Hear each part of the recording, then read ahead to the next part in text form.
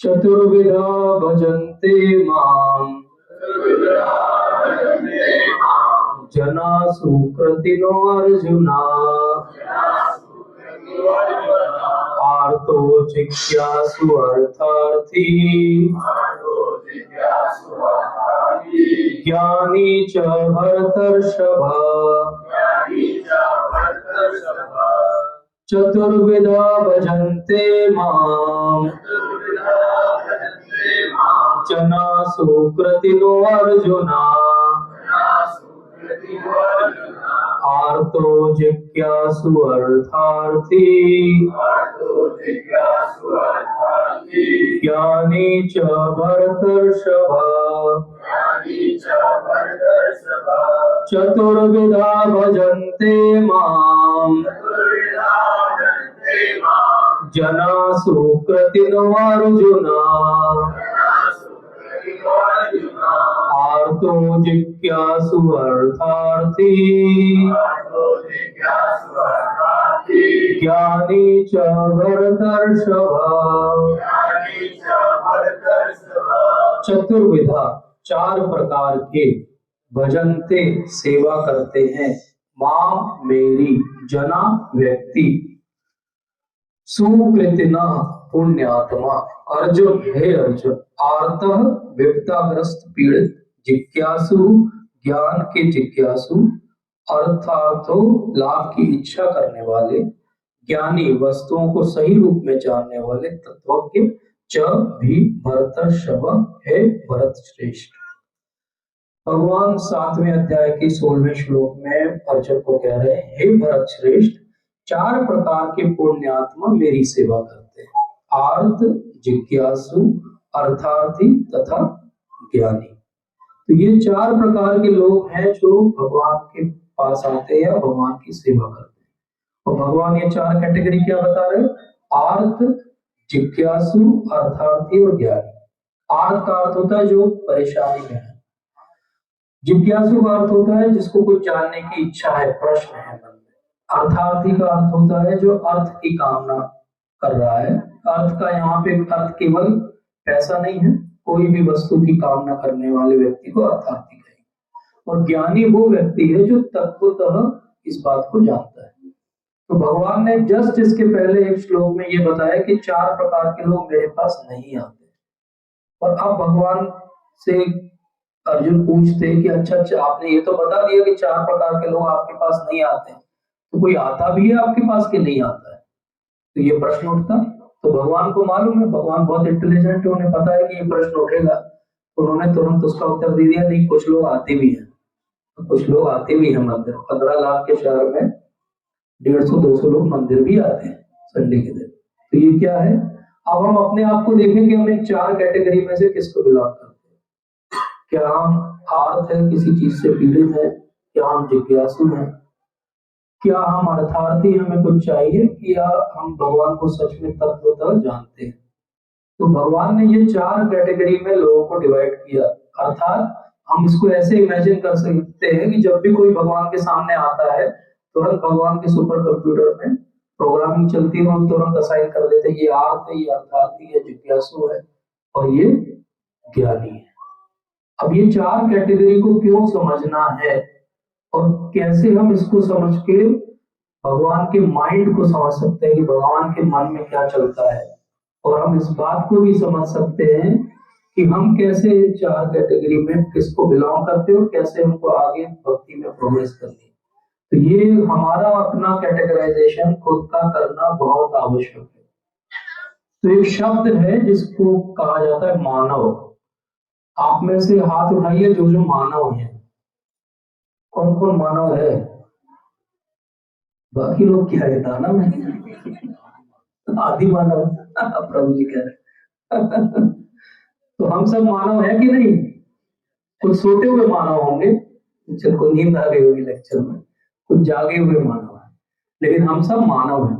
अब हम सबने शब्द सुना है मानव। मानव का अर्थ क्या होता है? माँ प्लस नव। नव का अर्थ होता है नया, नया शरीर।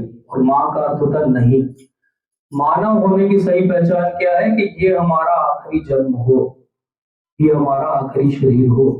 अगर हम इस बात की तैयारी कर रहे हैं तो हम मानव हैं, नहीं तो हम भगवान की नजर में मानव नहीं है, शरीर से मानव है। जैसे श्रील प्रभुपाद बार बार कहते हैं कि जानवर 4 पैर पे चलते हैं और इंसान 4 पैर पहिए की गाड़ी में चलता है, लेकिन दोनों क्या है? अगर वो उन्हीं 4 चीजों में फंसे हुए हैं जो कि मनुष्य भी करता है और जानवर भी करता है, तो उससे कुछ भी आगे बढ़ने वाला नहीं। आहार, निद्रा, भय और मैथुन, ये 4 चीजें पशु भी करता है, मनुष्य भी करता है। अगर इसके आगे हमको सच में मानव बनना है तो हमें कुछ एक्स्ट्रा करना पड़ेगा। वो जो एक्स्ट्रा चीज है उसको कहा जाता है भक्ति। तो इसीलिए ये 4 कैटेगराइजेशन क्यों किए भगवान ने? ये इसलिए किए कि ये 4 प्रकार के लोग कम से कम मेरी तरफ मुड़ रहे हैं। इसीलिए श्लोक में एक शब्द भगवान ने उपयोग किया, सुकृतिनो। सुकृतिनो का अर्थ होता है जिनकी कुछ सुकृति है, पुण्य है, उस पुण्य के कारण हम भक्ति में आते हैं, उस पुण्य के कारण हमारे मन में जिज्ञासा आती है, उस पुण्य के कारण हम भगवान की तरफ मुड़ते हैं जब हमें अर्थ की आवश्यकता होती है, जब हमें तकलीफ आती है। नहीं तो बहुत बार क्या होता है, तकलीफें बहुत सारे लोगों के जीवन में आती है, लेकिन उनमें से कितने भगवान की तरफ मुड़ते हैं? ज्यादातर किसी पॉलिटिशियन की तरफ मुड़ते हैं, किसी गुंडे की तरफ मुड़ते हैं, किसी बैंक की तरफ मुड़ते हैं, किसी परिवार वाले की तरफ मुड़ते हैं, लेकिन भगवान की तरफ कितने लोग मुड़ते हैं? इसीलिए जिज्ञासा होती तो लोग गूगल की तरफ मुड़ जाते हैं, लेकिन उनमें से कितने लोग जो है वो भगवान की तरफ मुड़ते हैं और भगवत गीता खोल के देखते हैं। इसीलिए भगवान ने कहा कि वो सब जिनको जिज्ञासा होगी वो मेरे भक्त नहीं बनेंगे, वो सब जिनको जीवन में तकलीफ आएगी वो मेरे भक्त नहीं बनेंगे, वो सब लोग जो किसी तरीके से पैसे की या किसी चीज की आकांक्षा करते हैं मेरे भक्त नहीं बनेंगे। लेकिन कम से कम ये सब इच्छा रखते हुए भी अगर मेरी तरफ मुड़ते हैं तो भगवान इतने दयालु कि मैं उनको मान लेता हूं कि वो मेरे भक्त की कैटेगरी में आते हैं। लेकिन फिर भी भगवान इसके जस्ट बाद वाले श्लोक में बताते हैं कि इन 4 कैटेगरी में फिर कंफ्यूजन होगा कि इनमें से अच्छा कौन है। जब भी कोई कैटेगराइजेशन होगा तो अगला प्रश्न यही पूछेंगे अर्जुन कि आप बताओ इन 4 में आपको सच में पसंद कौन? तो भगवान अगले श्लोक में क्या कह रहे थे? मुझे इन 4 में से कौन पसंद है? जो ज्ञानी है। तो हम में से कितने ज्ञानी है? भगवत गीता कौन पढ़ता है रोज? Very good. किसको 10 से ज्यादा श्लोक याद है भगवत गीता के? Very good. कम से कम भगवान की ज्ञानी की कैटेगरी में 10 श्लोक तो होंगे। भगवान कितने ज्ञानी हैं? भगवान इतने ज्ञानी हैं कि एक 2 दोस्तों के बीच बातचीत हो रही थी और दोस्त ने बोला थोड़ा मुझे थोड़ा सा टाइम दो, मैं थोड़ा कंफ्यूज हूँ, मैं क्या करूँ? भगवान ने बोला अच्छा कितना है टाइम? बोले अभी ये सब आर्मी अरेंज हो रही है, करीब 40 मिनट का टाइम है। बोले ठीक है 40 मिनट का टाइम है, okay I will give you that 40 minute. 40 minute में भगवान ने 700 श्लोक बोल दिए भगवत गीता के। तो भगवान कितने इंटेलिजेंट है। तो उनकी जब ज्ञानी की डेफिनेशन होगी उसमें 10 श्लोक तो कम से कम आते होंगे, आना चाहिए, तभी उनकी कैटेगराइजेशन में हम फिट होंगे। तो कम से कम हमें ये हम प्रण करें कि अगले कुछ महीनों में हम 10 श्लोक सिलेक्ट कर ले और उन 10 श्लोक को तो याद कर ले। तो कहीं कहीं हमारा किसी दिन स्क्रीनिंग एग्जाम ले लिया भगवान ने तो मुश्किल हो जाएगी। जैसे अभी प्रभु जी बता रहे थे हाईवे पे अभी जस्ट एक कोई एक्सीडेंट हो गया, we pray for them, but point इसकी कभी भी किसी के जीवन में हो सकता है। तो कम से कम वहां जाए तो वो स्क्रीनिंग में बोले कुछ आता है, बोले हाँ 1-2 बार मंदिर गए थे और क्या किया। कुछ लोग आते हैं ये श्लोक कब बोला था, कुछ भी पूछ सकते हैं भगवान, लेकिन वो दयालु है और फिर भी कुछ तो क्राइटेरिया बनाएंगे, वो 4 कैटेगराइजेशन में डिवाइड कर। तो भगवान ऐसा क्यों कह रहे हैं कि ज्ञानियों को सबसे ज्यादा प्रिय है? क्योंकि जो आर्थ है वो तकलीफ के कारण भगवान की तरफ मुड़ा है, तकलीफ खत्म हो जाएगी भगवान से वो विमुख होने की संभावना है। जो इच्छा के कारण भगवान के पास गया है उसकी इच्छा पूर्ति के बाद हो सकता है उसका मन वापस भगवान से विमुख हो जाए। जो जिज्ञासु है उसकी जिज्ञासा शांत हो जाएगी तो वापस वो भगवान से अलग हो जाएगा। लेकिन जो ज्ञानी है, जो तत्व के रूप में भगवान को समझ गया है, वो वापस भगवान से अलग नहीं होगा। और यही कारण है कि भगवान कहते हैं कि जो तत्व के रूप में जानता है मुझे वो सबसे ज्यादा मुझे प्रिय है। और इस बात को एक बार नहीं, भगवान ने कई बार बोला। भगवान ने ये भी बोला कि जन्म कर्म च मे दिव्यम एवं यो व्यक्ति तत्वतः, तत्वतः जो मेरे जन्म और कर्म को जानता है वो वापस यहाँ पर नहीं आएगा। तो अगर हमको वापस यहाँ नहीं आना है, मानव होने का हमने डेफिनेशन क्या समझा, जिसको वापस यहाँ नहीं आना है। और अगर वापस नहीं आना तो क्या करना पड़ेगा, तत्वतः भगवान को जानना पड़ेगा। वही बात भगवान यहाँ भी कह रहे हैं। तो आर्थ का उदाहरण क्या है, आर्थ का उदाहरण है, हम सब ने गजेंद्र की कथा सुनी है। 8वें कैंटो में भागवतम के अंदर गजेंद्र की कथा आती है। एक बहुत बड़े हाथी है जिनको पुराने जन्मों के कारण बहुत ज्यादा सुकृति है, तो वो स्वर्ग में बहुत बड़े एरिया के हाथी है, बहुत बड़ी उनकी फैमिली है, बहुत सारी उनके पास ऑप्शंस है, ऐश्वर्य है। लेकिन प्रॉब्लम क्या है, एक बार वो स्नान करने जाते हैं और एक क्रोकोडाइल उनको पकड़ लेता है।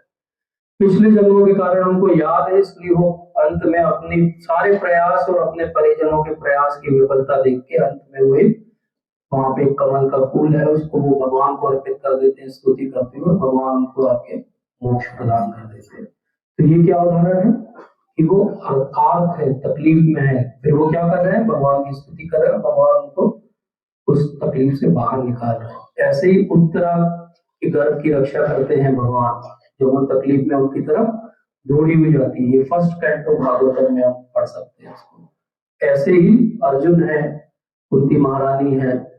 तो ऐसे बहुत सारे उदाहरण है भागवतम के अंदर जहाँ आर्त या तकलीफ में आने पे व्यक्ति ने भगवान की तरफ अपना मुख किया। हम सबके जीवन में भी जब बहुत तकलीफ आती है और समझ में आता है कि अब कुछ भी काम नहीं बनने वाला है, तो कितना भी एथिस्ट हो भारत में, वो अंत में भगवान को एक बार तो माथा टेक ही लेता है, चलो शायद इसी से काम हो जाए। तो चाहे सोशल मीडिया में लिखता रहे कि भगवान नहीं होते, भगवान नहीं होते, जब तकलीफ में आता है तो इंडिया में तो कम से कम ऐसा है कि भगवान के पास जाना ही पड़ता है। तो ये हमारी बेसिकली पुरानी अपब्रिंगिंग है, उसके कारण ऐसा है।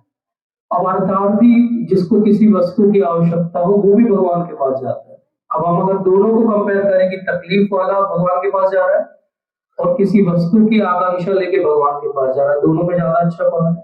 दोनों में ज्यादा अच्छा है जो तकलीफ में भगवान के पास जा रहा है, क्योंकि उसका एक संबंध बन गया। जैसे उत्तरा का एक संबंध बन गया भगवान से, गजेंद्र का एक संबंध बन गया भगवान से। लेकिन अगर आप कोई वस्तु की आशा लेके भगवान के पास आते हैं तो हो सकता है वो संबंध ना बने।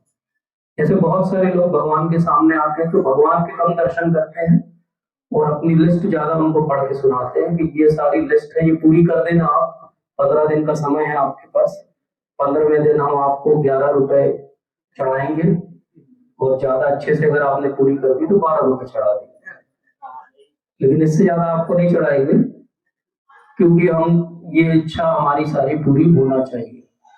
तो इसका उदाहरण क्या है भागवतम के अंदर? इसका उदाहरण है ध्रुव महाराज। ध्रुव महाराज क्या इच्छा लेकर जंगल में चले गए 5 वर्ष की उम्र में कि वो सब कुछ अपने पिता से बेहतर चाहते हैं, अपने पितामह से ज्यादा बेहतर चाहते हैं अपने जीवन में। और उस इच्छा की पूर्ति के लिए आप 4th कैंटो पढ़ो तो बहुत सारी तपस्या करते हैं वो 6 महीने तक।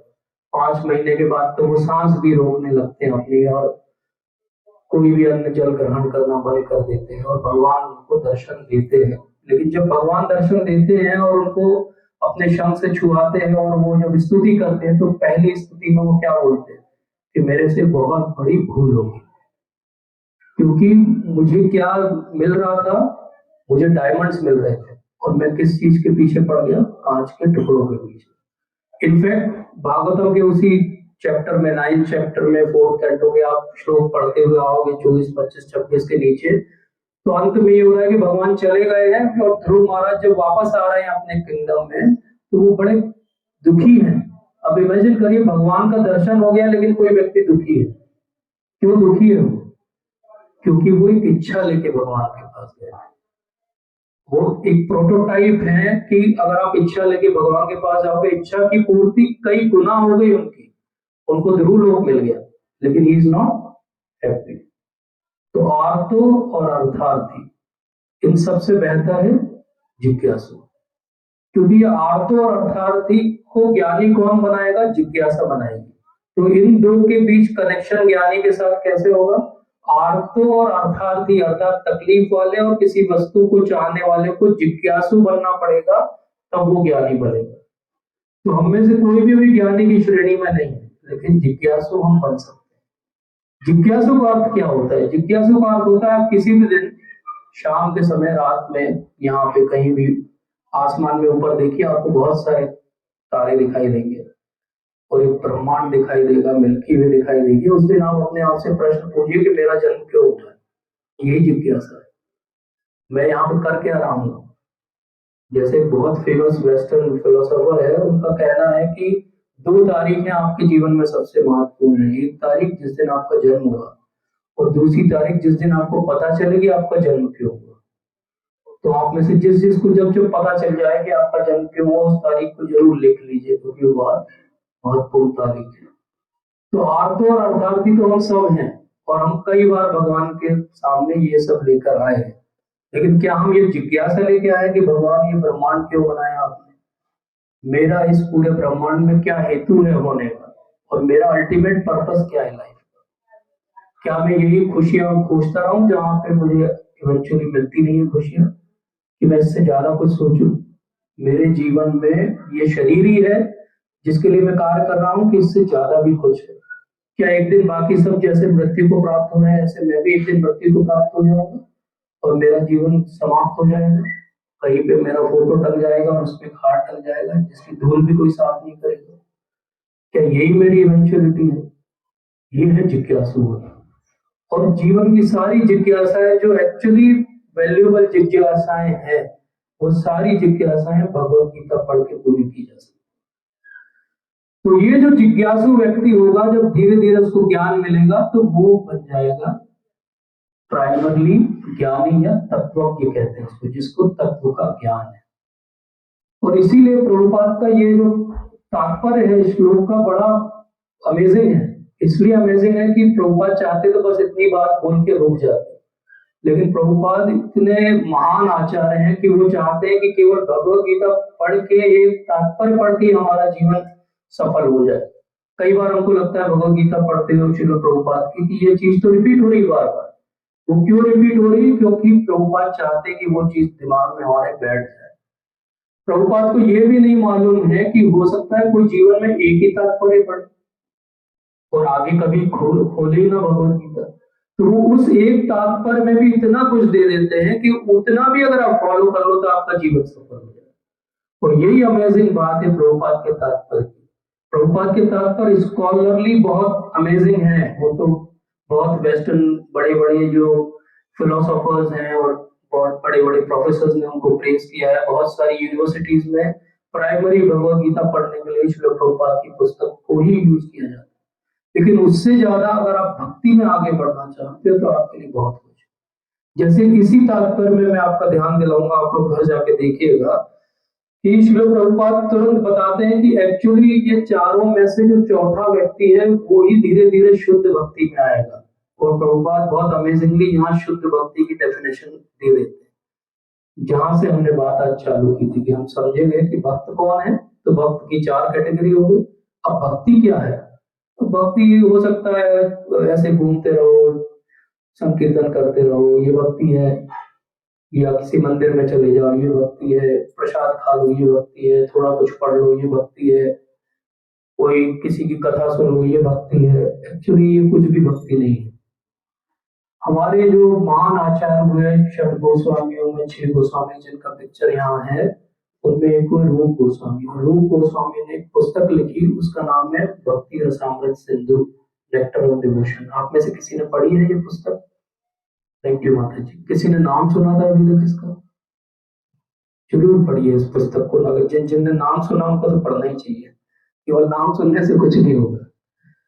तो उसका एक श्लोक है, फर्स्ट उनकी जो पार्ट है, 4 पार्ट में है वो पुस्तक। फर्स्ट पार्ट के 11 श्लोक 1.1.11 मेरे साथ दोहराइए। अन्यभिलाषितं शून्यं ज्ञान कर्मादनावृतम् अनुकूल्येन कृष्ण अनुशीलनम् भक्तिरुत्तमा तो क्या कह रहे हैं रूप गोस्वामी, अन्य अभिलाषितम शून्यम ज्ञान कर्मादि अनावृतम अनुकूल्यन कृष्ण अनुशीलनम भक्ति। उत्तम भक्ति की डेफिनेशन यहाँ पे प्रभुपाद बता रहे हैं हमें कि अन्य अभिलाषितम शून्यम, कोई और अभिलाषिता से शून्य होना पड़ेगा। अर्थात भगवान के पास आ रहे तो एक ही अभिलाषा लेके आनी है कि मुझे आपकी भक्ति चाहिए। इसके अलावा कोई भी अभिलाषा लेके आना मतलब actually we are wasting our time also and his time also, because he will not give it and we will not get it. ज्ञान कर्मादि अनावृतम, ज्ञान और कर्म दोनों से अनावृत होना पड़ेगा। मतलब ज्ञान, हमें लगे हम बहुत ज्ञानी हैं इसलिए हम जो है वो सब कुछ पा लेंगे, भक्ति भी हमें मिल जाएगी, तो ऐसा नहीं होगा। और कर्म के आधार पे हमें भक्ति मिल जाएगी कभी, तो ऐसा भी नहीं होगा। और रूप गोस्वामी बहुत ही स्मार्ट है, वो कहते हैं ज्ञान कर्म आदि अनावृतम, आदि में बाकी सब कुछ आ गया। आपका मोटिवेशनल स्पीकर का पॉजिटिव थिंकिंग भी आ गया, आपका और जो कुछ आप करते हो जीवन में अच्छा फील करने के लिए, फील गुड के लिए, सो कॉल्ड फिलैंथ्रोपी, इसको खाना खिला दिया, उसको दान दे दिया, ये सब भी आ गया। इस सब से भी भक्ति आपको नहीं मिलने वाली।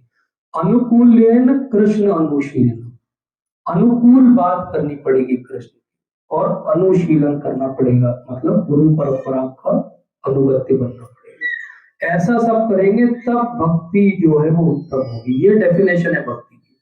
आज से आपके जीवन में कोई भी आपसे पूछे भक्ति क्या है, भक्ति ये है। भक्ति क्या है? भक्ति है अन्य अभिलाषितम शून्यम, कोई और इच्छा नहीं होनी चाहिए। भगवान के सामने आते समय एक ही इच्छा होनी चाहिए, मुझे आपके सामने शरणागत होना है, जैसा प्रभु जी ने पिछले हमें सत्र में समझाया था। और ज्ञान कर्म से हमको बाहर निकलना पड़ेगा। इसका अर्थ क्या हो गया, क्यों ये बोला गया स्पेसिफिकली? आजकल तो सब लोग मिडिल क्लास जो है वो मीडियोकर क्लास हो गई, लेकिन पुराने जमाने में ऐसा नहीं था। पुराने जमाने में लोग ज्ञानी हुआ करते थे, बहुत कुछ पढ़ते थे, तो वो कई बार जंगल में चले जाते थे, ध्यान करते थे। तो उनका एम रहता था कि भगवान का जो निर्विकार निर्विशेष रूप है उसमें हम अपने आप को हमें मर्ज करना। आजकल कोई नहीं सोचता ये सब, लेकिन एक समय सोचा जाता था ऐसा। कई लोग कर्म कांड के द्वारा चाहते थे कि भगवान को जान ले। आजकल कर्म कांड भी केवल नाम का बचा है। तो ज्ञान कर्म आदि अनावृतम, ये हटा के और फिर क्या करना पड़ेगा? अनुकूल लेने। कई बार हो सकता है कि ये सब करने के बाद भी आप कंस जैसे हो कि हम पूरे समय भगवान को याद कर रहे हैं, लेकिन हमारी चेष्टाएं गलत है। मतलब हम डर के मारे भगवान को याद कर लें, या हम द्वेष से भगवान को याद कर ले, तो ये भी भगवान को याद करना हुआ, लेकिन ये भक्ति नहीं हुई। कंस ने जो किया वो भक्ति नहीं है। और कई बार ऐसा उल्टा भी हो सकता है कि यशोदा माता छड़ी लेके कृष्ण के पीछे भागती हैं, तो कृष्ण रोने लगते हैं। अभी अनुकूल है कि प्रतिकूल है? ऐसे ऊपरी तौर पे हम देखेंगे तो ये प्रतिकूल है, कृष्ण तो परेशान हो गए, लेकिन ये फिर भी भक्ति है। क्यों भक्ति है? क्योंकि वो यशोदा माता है। तो ऐसा हो सकता है कि आपको जो एक्शन वहां दिखे उसका इंटेंशन आपको देखना पड़ेगा। एक्शन है छड़ी लेके भागना, एक्शन है कंस के द्वारा राक्षसों को कृष्ण का वध करने के लिए भेजना। दोनों एक्शन ऐसा ऊपरी तौर पे दिखता है कि रॉन्ग इंटेंशन है, लेकिन यशोदा माता का एक्शन सही इंटेंशन है, क्योंकि वो छोटे बालक के रूप में भगवान, और भगवान उस रस का आस्वादन करना चाहते हैं। कंस के रूप में जो कार्य है वो अनुकूल नहीं है, इसलिए वो भक्ति में नहीं आएगा। बाद में जीव गोस्वामी ने इस पे टीका लिखी और उन्होंने ये बात को और बेहतर और अच्छे से समझाया। कृष्ण अनुशीलना, कृष्ण वर्ड बहुत जरूरी है, क्योंकि ये सब पूरा श्लोक रहे और कृष्ण हटा दो इसमें से, तो फिर भी वो भक्ति नहीं है। तो हमने जो बात समझी थी कि देशभक्ति, समाज की भक्ति, एक्चुअली भक्ति शब्द वहां पे गलत है। भक्ति केवल विष्णु की हो सकती है और किसी की भी नहीं हो सकती। तो कृष्ण अनुशीलनम, कृष्ण का अनुशीलन करना ही भक्ति है, और किसी का अनुशीलन करना भक्ति नहीं हो सकती वैष्णव कॉन्सेप्ट के आधार पर। मैं इस पे कोई कंट्रोवर्सी नहीं चाहता, लेकिन बेसिकली जो शास्त्रों में लिखा है वो यही बात। कृष्ण अनुशीलनम, अनुशीलनम का अर्थ क्या होता है? अनुशीलनम का अर्थ होता है कि आप ये सब पढ़ लिया हमने और सोचा सीधे भगवान के पास चले जाएंगे, फिर भी आपको भगवान नहीं मिलेंगे और भक्ति नहीं मिलेगी। अनुशीलनम से भक्ति मिलेगी, अर्थात गुरु महाराज, श्रील प्रभुपाद, इन सब के अनुगत्य होके जब हम जाएंगे तब हमें भक्ति मिलेगी। इसको कहते हैं फेवरेबल डिवोशनल सर्विस या उत्तम भक्ति। इसके अलावा जो भी भक्ति हम आज तक करते आए हैं, हम अपनी डेफिनेशन में फिट करके देखें, वो एक्चुअली भक्ति नहीं है। भक्ति की डेफिनेशन सर्वमान्य वैष्णव डेफिनेशन यही है, ऐसे करेंगे तो भक्ति है, ऐसा नहीं करेंगे तो भक्ति नहीं। इसीलिए इसको कहा गया उत्तम भक्ति। सबसे उत्तम तरह की भक्ति क्या है? ऐसी। अब मैं आपको एक प्रश्न पूछता हूं, मान लीजिए आप जंगल में जा रहे हो, शेर आपके पीछे पड़ जाए और आप भगवान को याद करें, तो ये भक्ति है कि नहीं है? कितने लोग मानते कि भक्ति है? हाथ ऊपर करिए। और कितने लोग मानते कि भक्ति नहीं है? बाकी का क्या मानना है? जैसा मैं बोलूं, एक्चुअली ये भक्ति है, क्योंकि अगर आपकी इच्छा बस ये कि मेरा शरीर बचा रहे ताकि मैं भगवान की सेवा करता रहूं, तो ये भक्ति है। और अगर इच्छा ये थी कि मेरा शरीर बचा रहे ताकि मैं भोग कर पाऊं, तो वो भक्ति नहीं है। मैंने आपको एक पॉइंटर दिया था, इंटेंशन। इंटेंशन एक्शन के पीछे देखना जरूरी है। जैसे लॉ में भी इंटेंशन देखा जाता है। आप सेल्फ डिफेंस के लिए किसी का वध कर दो तो वो अप्रूव्ड है, लेकिन आप किसी को एजुटेशन में आके मार दो, वो अप्रूव्ड नहीं। तो लॉ भी क्या देखता है? इंटेंशन देखता है। भगवान भी क्या देखते हैं? इंटेंशन देखते हैं। एक्शन प्रतिकूल दिख सकता है, लेकिन इंटेंशन देखना पड़ेगा। इसीलिए भगवान को यशोदा माता छड़ी लेके भी पीछे भागती तो उनको वो प्रिय ही लगते हैं, क्योंकि वो इंटेंशन देख रहे हैं। ये बहुत महत्वपूर्ण बात है कि हमारे हर एक्शन में, हो सकता है हम यहाँ लड्डू ला के रखें, पर हमारा इंटेंशन अगर उन लड्डुओं को एंजॉय करना हो, ये फॉर्मेलिटी हो जाए उसके बाद, तो बेसिकली वो इंटेंशन सही इंटेंशन नहीं है। और हो सकता है हम एक पानी का ग्लास ला के रखें, लेकिन इस इच्छा से रखें कि भगवान आपके लिए, तो वो इंटेंशन भगवान देखेंगे। इसी को कहते हैं टेक्निकली भाव। इसी को कहते हैं भाव भक्ति। उत्तम भक्ति की श्रेणियां होती हैं, उसमें से भाव भक्ति श्रेणी होती है, फिर उसके बाद प्रेम भक्ति श्रेणी होती है। तो जो ज्ञानी व्यक्ति है, धीरे धीरे चढ़ते चढ़ते सीढ़ी कहां तक चला जाएगा? उत्तम भक्ति से भाव भक्ति, भाव भक्ति से प्रेम भक्ति। लेकिन ये सब अकेला नहीं चढ़ पाएगा, उसको किसकी हेल्प लगेगी? अनुशीलना। उसको किसी को फॉलो करना पड़ेगा। वो जिसको फॉलो करना पड़ेगा वो है गुरु शिष्य परंपरा को फॉलो करना पड़ेगा। तो ये गुरु शिष्य परंपरा में बहुत महान हमारे आचार्य हुए हैं, बहुत महान गुरु हुए हैं, बहुत सारे एक्सॉल्टेड पर्सनैलिटीज हुए हैं जिनसे हम इंस्पिरेशन ले सकते हैं। और ऐसे ही एक एक्सॉल्टेड पर्सनैलिटी है श्री नरोत्तम दास ठाकुर महाशय, जिनका आज अपीयरेंस डे है। तो हम उनको याद करेंगे और उनसे समझेंगे कि ये अनुशीलनम क्या होता है, अनुशीलनम कैसे किया जाता है।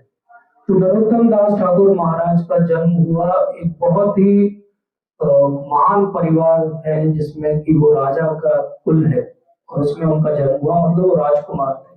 राजकुमार थे तो बहुत बड़े राज्य के वो उत्तराधिकारी बनने वाले थे, लेकिन उनका मन शुरू से भक्ति में लगा हुआ था। और जब भक्ति में मन लग जाता है तो बाकी चीजें इंपॉर्टेंट नहीं लगती है व्यक्ति। वही उनके साथ भी था।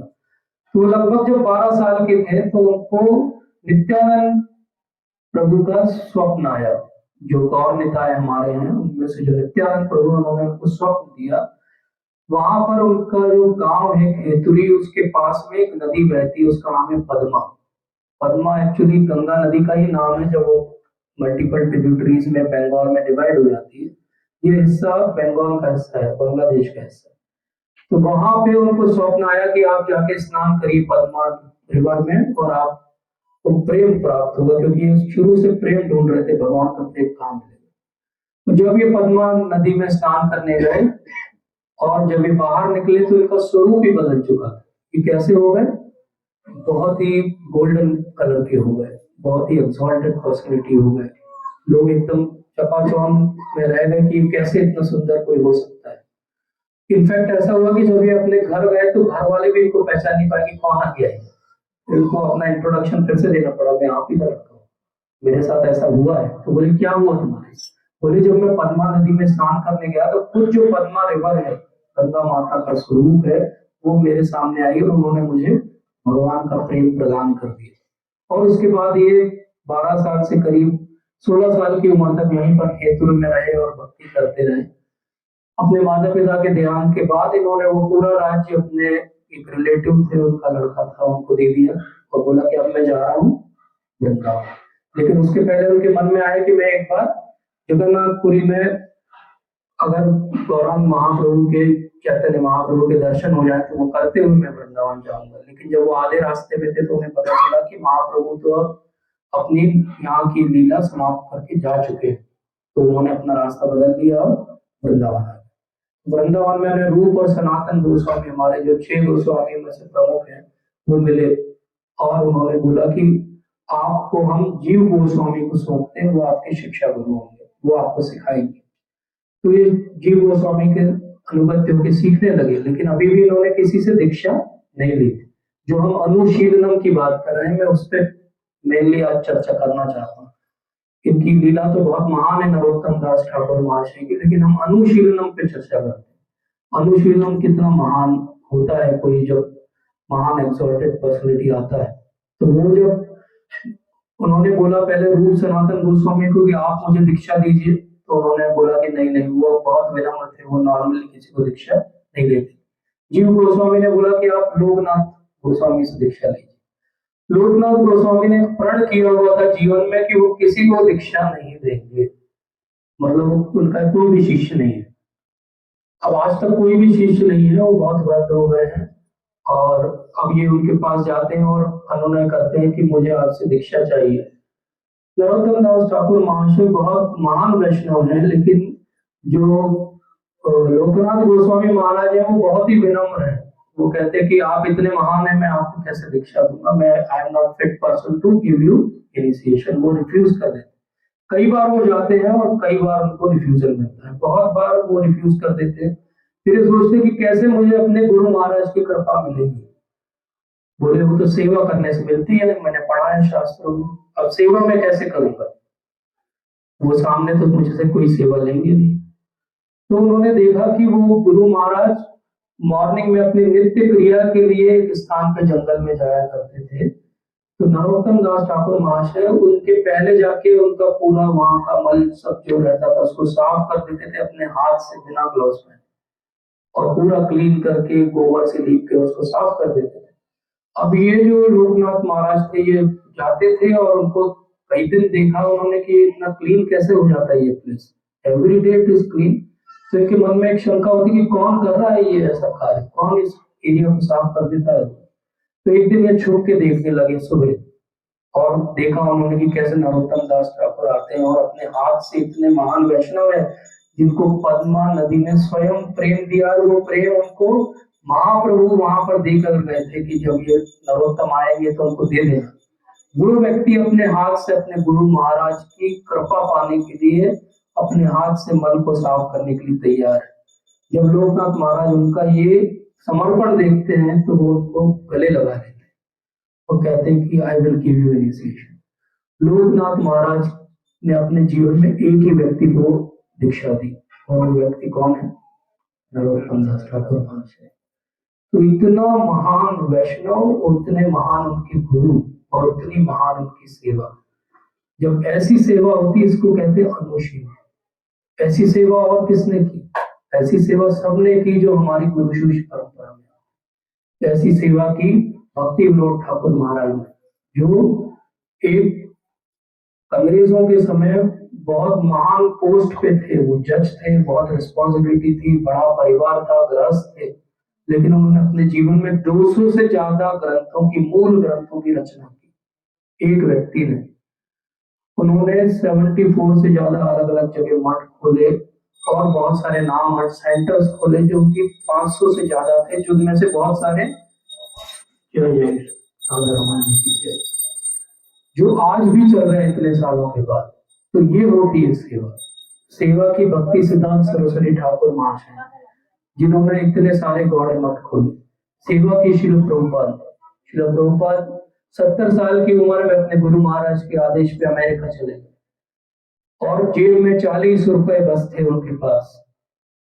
और जब प्रभुपाद ने वृंदावन में अपना शरीर छोड़ा करीब 12 साल के बाद, तो 108 मंदिर उन्होंने समर्पित कर दिए अपने गुरु महाराज के नाम। इसको कहते हैं अनुशीलन।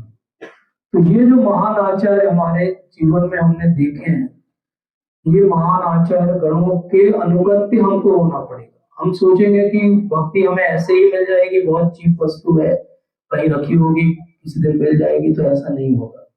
हमें अब इसके लिए कृपा का पात्र बनना पड़ेगा। अब ये जो कृपा का पात्र बनना है, ये क्या है एक्चुअली? ये जिज्ञासु बनना, ये ज्ञानी बनना एग्जैक्टली क्या है, कैसे होती है ये प्रोसेस? ये बहुत टेक्निकल प्रोसेस है। अगर आप ध्यान से ग्रंथों को पढ़ेंगे तो आपको समझ में आएगी। कोई एकदम से किसी को भक्ति नहीं मिलती कभी भी, वो बहुत ही कोई रेयर ओकेजन होगा, उसका भी कोई पुराना पिछले जन्म का कोई पुण्य होगा।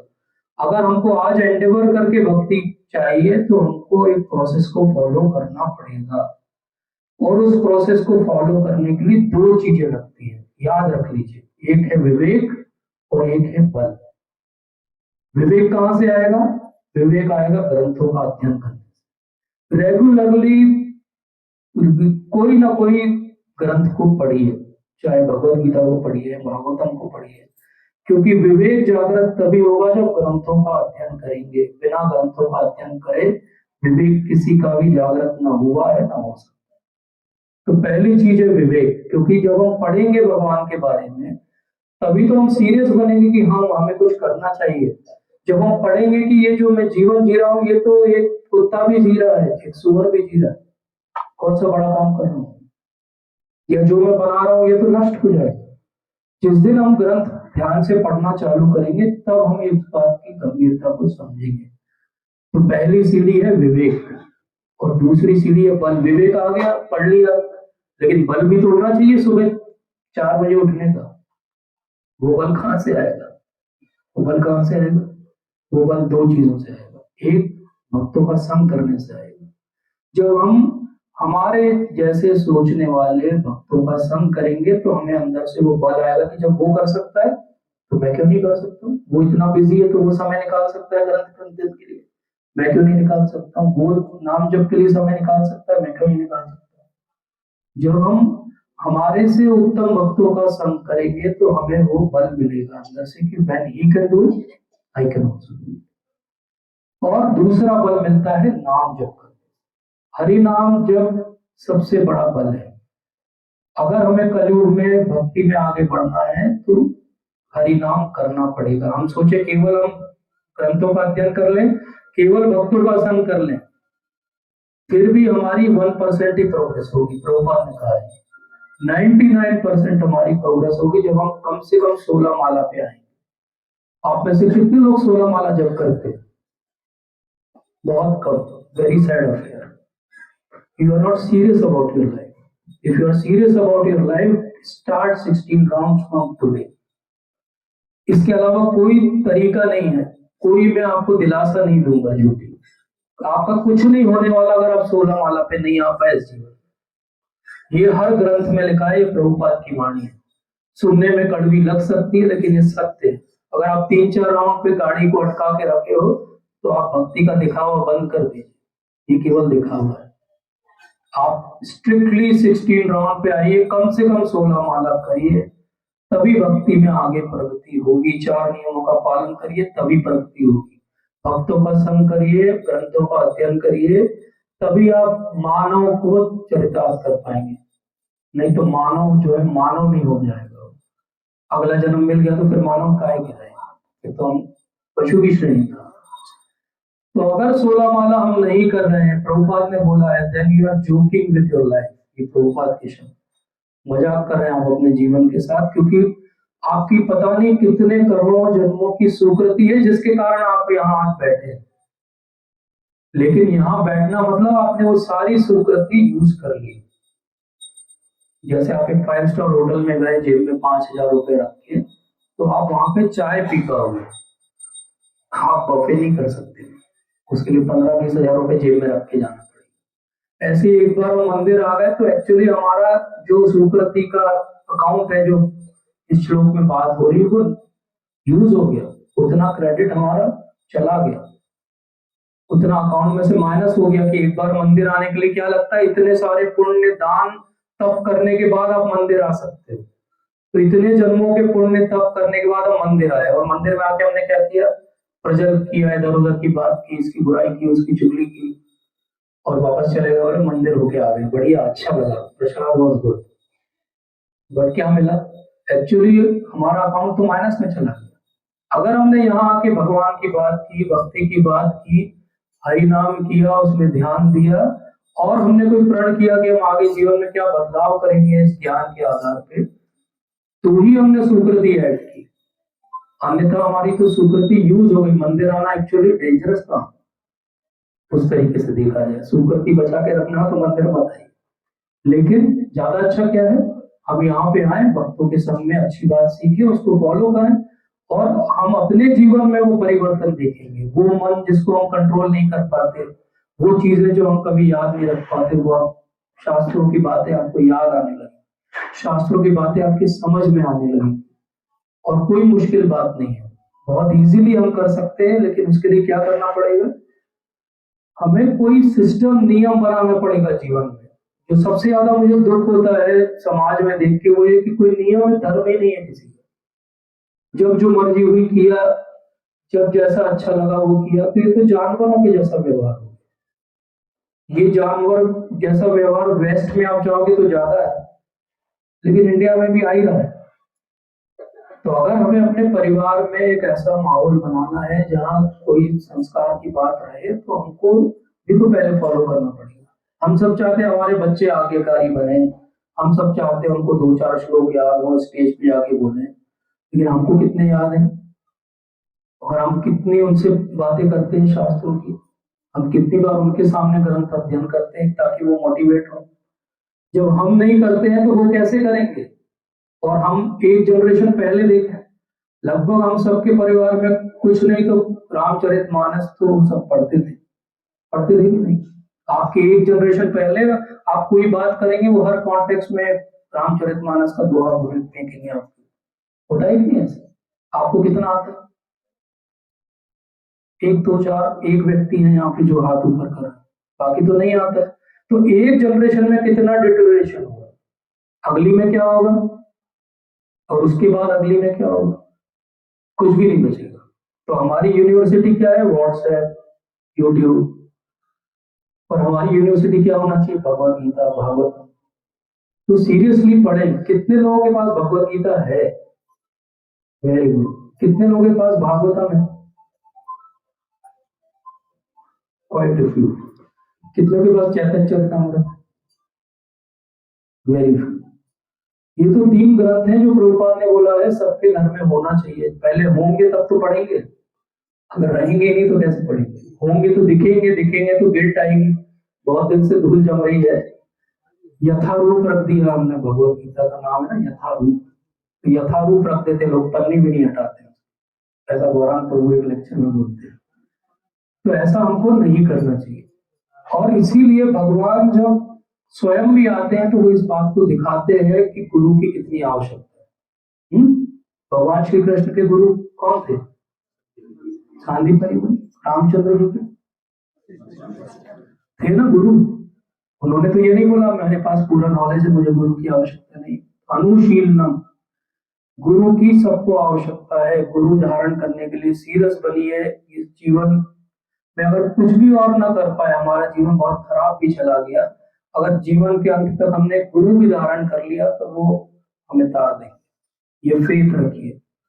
तो कम से कम अभी हमारे सामने श्रील प्रभुपाद है, जब तक आपकी किसी और पे श्रद्धा परंपरा में आए तब तक हमारे लिए प्री एमिनेंट शिक्षा गुरु श्रील प्रभुपाद है। श्रील प्रभुपाद की पुस्तकें पढ़िए, उनके माध्यम से समझिए जीवन को क्या है और कैसे भक्ति में आगे बढ़ा जाता है, ये समझिए। तो आज हमने क्या समझा, मानव होना इनफ नहीं है, मानव जैसे कार्य करने पड़ेंगे। मानव जैसा कार्य एक ही है, मानव को भगवान ने एक ही कार्य के लिए बनाया, वो है भक्ति। और आज हमने ये भी समझा कि भक्ति की डेफिनेशन क्या होती है। कोई बताएगा मुझे भक्ति की डेफिनेशन में क्या सीखी, एनीवन? एक वर्ड क्या बताया मैंने आज, बताइए। भक्ति की क्या डेफिनेशन है? एक शब्द क्या है? नहीं, मैंने सेवा वर्ड यूज ही नहीं किया, वो पिछला लेक्चर हो चुका सेवा। हाँ? समर्पण, हाँ? ज्ञान, कृष्ण अनुशीलनम, वेरी नाइस, कृष्ण अनुशीलनम और इंटेंशंस, यस, डिवोशनल इंटेंशन, और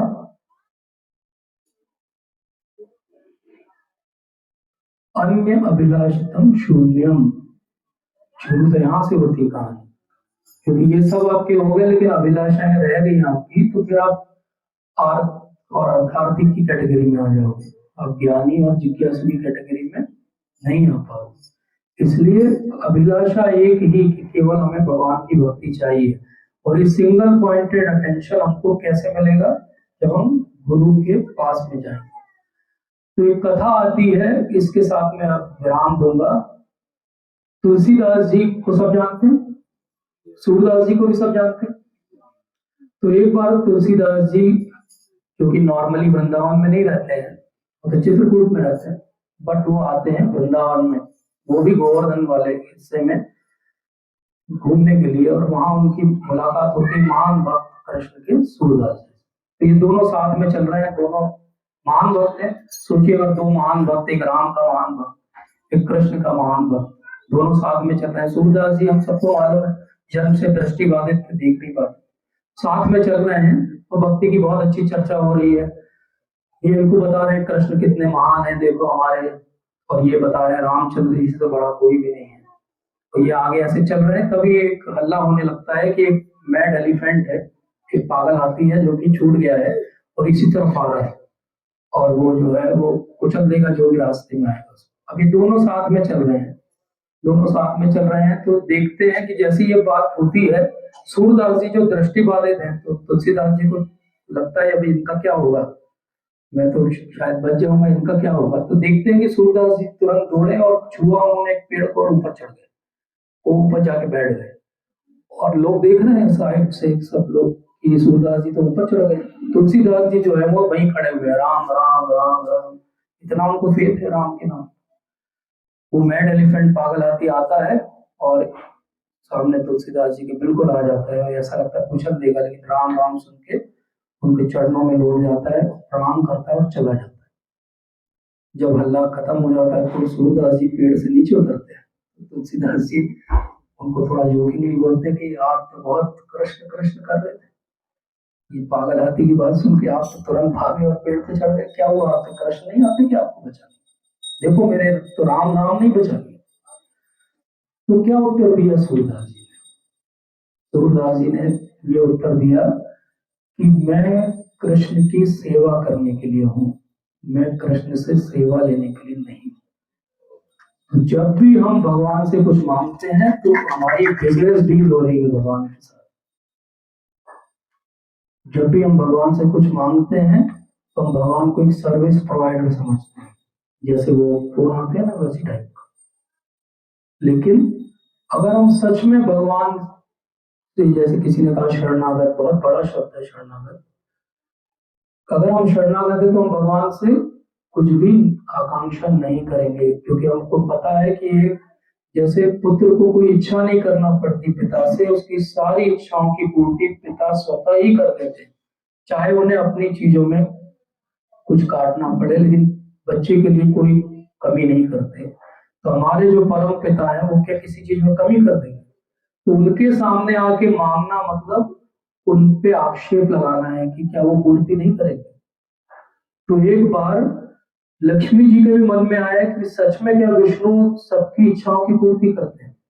तो उन्होंने एक चींटी चल रही थी तो उसको एक डब्बे में बंद कर दिया और रख दिया कुछ दिनों के लिए। उनको लगा आप देखो चींटी मर जाएगी, और चींटी मर जाएगी तो प्रूव हो जाएगा कि विष्णु सबकी देखभाल नहीं करते, एंड आई विल विन। कुछ दिनों के बाद वो विष्णु से उन्होंने बोला कि ये डब्बे में आपको पता है एक चींटी को मैंने बंद कर दिया था, उसको कुछ खाना नहीं दिया था, देखो मर गई होगी। बोले देवी खोलिए डब्बा, खोली देखिए। डब्बा खोला गया तो एक चावल का दाना उसमें रखा हुआ। तो ये बड़ी अचंभित हो गई, मैंने तो कुछ भी नहीं डाला था इसमें, ये चावल का दाना कहाँ से आया, डब्बा तो पूरे टाइम मेरे पास में था, कैसे ये चीटिंग हुई? बोले चीटिंग कुछ भी नहीं हुई, जिस जिस समय आपके मन में ये इच्छा हुई कि चेक करें कि ये चींटी कैसे जीवित रहेगी इस डब्बे के अंदर, और जब आप डब्बा बंद कर रही थी तो आपके यहाँ जो अक्षत लगा था वो गिर गया उस डब्बे के अंदर और चींटी जीवित है। तो ऐसे भगवान जब एक चींटी के लिए खाने की व्यवस्था करते हैं, एक अफ्रीकन एलिफेंट दिन में 16 टन भोजन खाता है प्रभुपाद कहते हैं, लेकिन आज तक कोई भी एलिफेंट आपने माल नरिश देखा, दुबला पतला हाथी किसी ने दर्शन किया? तो भगवान उसके 16 टन का इंतजाम कर रहे हैं। अगर आप साउथ इंडिया में जाओ, बड़े बड़े लड्डू एक साथ खा लेते हैं बहुत सारे, वहाँ एलिफेंट नॉर्मली टेंपल के बाहर खड़े रहते हैं, और वो जो एलिफेंट को लड्डू खिलाए जाते हैं उसका जो चूरा गिरता है उससे बहुत सारी हजारों चींटियां नीचे जीवित रहती हैं।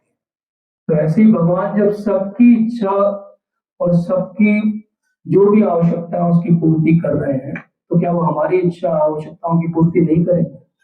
तो ये डाउट जिस दिन हम छोड़ देंगे, हम अन्य अभिलाषिता शून्य हो जाएंगे। सिंपल है बात। तो आज मैं इसी से मैं विराम दूंगा कि हम एक बार फिर से श्लोक को पढ़ते हैं, शायद अब ये ज्यादा अच्छे से समझ में आए। चतुर्विधा भजन्ते माम जना सुकृतिनो अर्जुना आर्तो जिज्ञासु अर्थार्थी ज्ञानी च भरतर्षभ। थैंक यू सो मच, आप सभी का बहुत बहुत धन्यवाद। अगर कोई त्रुटि सुधार हो, अगर कोई शंका हो तो शायद एक आध प्रश्न ले सकते हैं। जी प्रभु जी। पहला प्रश्न है कि जिज्ञासु होना क्या गलत है? जिज्ञासु होना गलत नहीं है, लेकिन सही चीजों के बारे में जिज्ञासु होना चाहिए, इसीलिए हमें भक्तों का संग चाहिए। नहीं तो हम जिज्ञासु ये भी हो सकते हैं कि चैट जीपीटी क्या चीज आई है, नहीं। हम जिज्ञासु ये भी हो सकते हैं कि ये जो सामने वाला पेड़ है उसके अंदर एक स्पेशल टाइप का कीड़ा रहता है, लोग उस पर भी पीएचडी कर लेते हैं, और लोगों ने उस पर पीएचडी की भी है। तो जिज्ञासा सही मायने में क्या है कि मैं कौन हूँ, मैं यहाँ क्यों हूँ, भगवान कौन है और मेरा उनसे क्या संबंध है, यही 4 प्रश्न है, ये 4 जिज्ञासाएं सही है। ठीक। What's the petrol of bhakti in our life?